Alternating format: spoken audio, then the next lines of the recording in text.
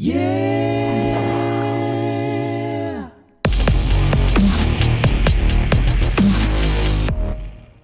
Hi, There Darren. you are. Hello.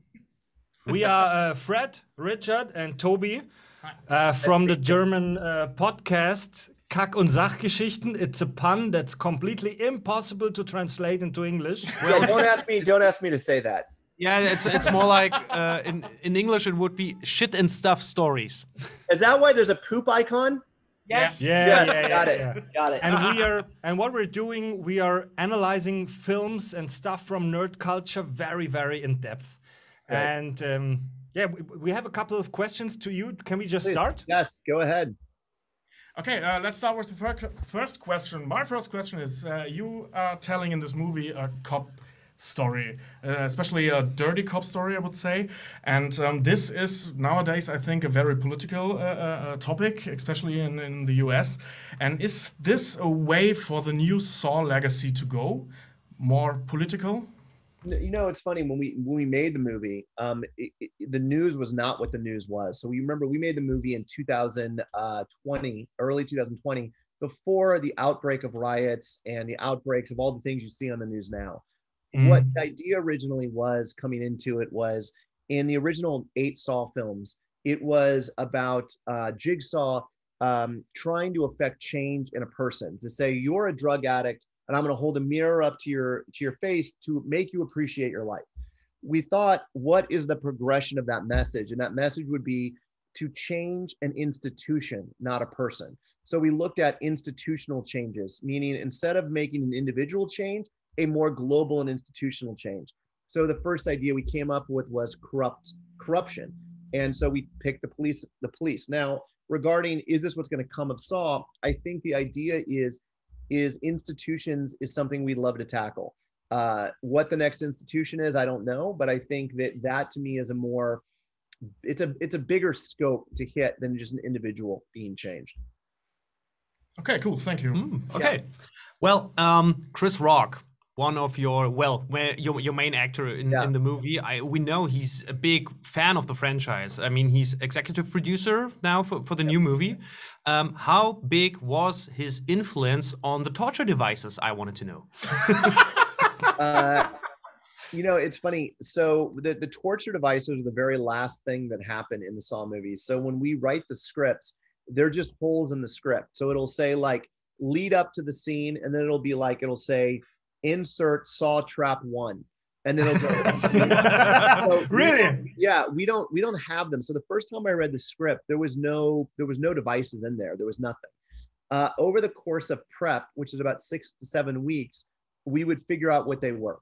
And it's a arduous process that involves the costume department, the stunt department, the production designers, the writers. And then at that point, we would present them to Chris and be like, what do you think of these? What do you think of this? And Chris always had the same thing. You do your fucking horror. He's like, you do the horror. He was great on that. Chris was such a collaborative person where we would sit in a hotel room with him and we would just read the scenes out loud. And he would then make recommendations about, you know, what would be better if I said it this way, or if the character said it like this. And he would improve scenes every single time he would do it. He would sit there and be like, you know what if it was this way? Example, that whole Forrest Gump thing in the very beginning, which I love. Chris just came and was like, you know what? He's like, I want to let people know it's okay to laugh. He's like, what if I started off with this idea? And then 2 days later, he came to us with some pages and was like this. So he was great like that. Okay. You had a question with the Forrest Gump thing. Yeah, why Forrest Gump? Yeah, it's just the Chris Rock. Chris Rock obviously is a comedian, and he has hot takes on everything, and he feels very passionately that Jenny is a terrible person, and so he wanted to talk about it. You know what? I never thought about it until I was editing, listening to it, and I was like, she is a terrible person. Like, she is fucking bad. So that's just a Chris thing. I want to ask you something in general about you and the horror genre. So you did a lot of horror stuff. So I think we can say that you are a real horror enthusiast and horror professional. What do you think is the reason for people to watch these movies? Why do you think there is a demand for these torture porns? I mean, for me, I can answer for myself. I know that I watch so much TV, so many movies, so many TV shows.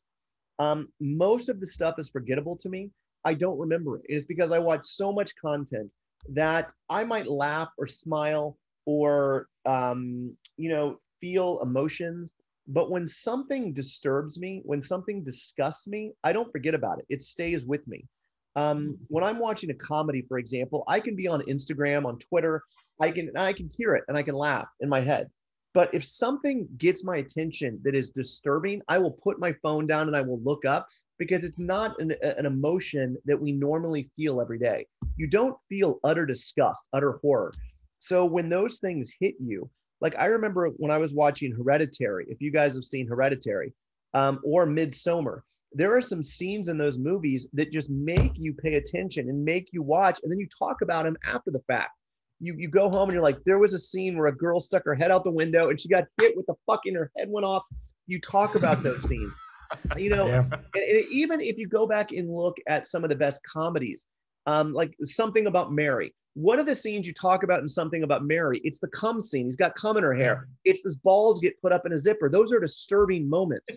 So it is those scenes that to me stay with an audience member longer. So I've always been fascinating with, just pushing the envelope and having audiences remember these shocking things put in a story of characters in a movie that says something. So I just always like that.